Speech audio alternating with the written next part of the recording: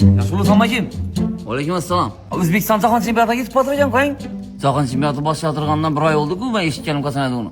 Shunga biz ham bir ekipaj degan terma jamoa tuzsak, ne deysiz? Ha, ekipajning terma jamoasi deysan-dan. Ne bilasan, o'ylab ko'pmi o'zi? Bo'ldi, yaxshi, hujumchi kim bo'ladi unda? Hujumchi deysizmi? Ina hujumchi. İşi bala hücumcu bo'ladi ina.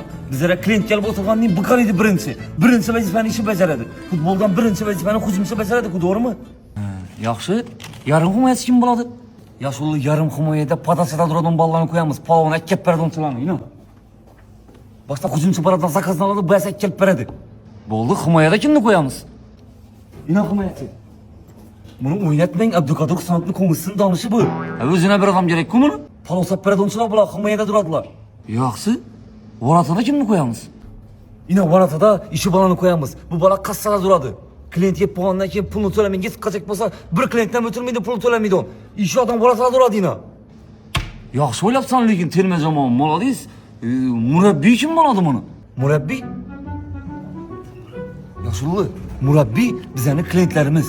Klient shab yeyishni aytadi, duz ekanligini aytadi, sal sho'r bo'qqanini aytadi. Endi ekipajda sho'r bo'qqanmagandan shu klientni murabbiy etib qo'yamiz. Yaxshi o'ylabsan. Ekipaj degan terma jamoa tuzibsan sen shunda, to'g'rimi? Yaxshidan bu tuzilgan komanda bilan raqib jamoa kim bo'ladi? Kim o'ynaydi bular bilan? Yaşlı doğrusunu aytsam, ekipaj terma jamoasi bilan o'ynab biladigan Xorazmda hech kim qolmadi-ku. Sen yomon shustri bo'lasan, zo'r o'ylabsan. Rassalam Xorazmda biza bilan o'ynaydigan terma jamoa qolmadi. Shona borib Senegal, AQSh, Portugaliyalar bilan o'ynab birsin bular. Ya bormi o'ynashadi uning ekipaj bilan?